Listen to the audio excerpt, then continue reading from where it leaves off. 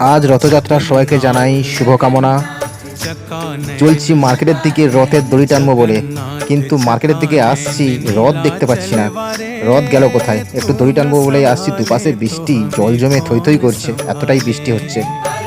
তো রথ তো নেই, রথ তো বাড়িয়ে গেছে আমি আসার আগেই। তারপরে চলে এলাম বন্ধুর মিষ্টি দোকানে।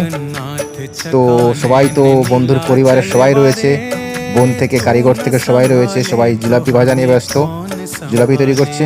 একটা টেস্ট করার জন্য নিয়ে নিলাম, বোনটা দিয়ে দিল আমাকে একটা পিস টেস্ট করার জন্য। দারুণ বানায় এরা, জিলাপি তো একদম ফেমাস। তো দুটো পার্সেলের জন্য বলে দিলাম, একটা পার্সেল রেডি করছে আমার জন্য।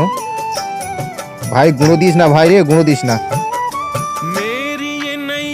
ও তো নেই, ওর আর একটা দোকান রয়েছে, সেখানে ও সে দোকানে ডিউটি করছে। এখানটায় ওর বোন রয়েছে।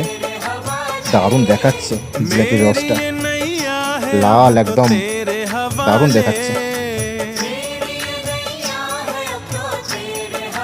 Wow wow wow wow, nice.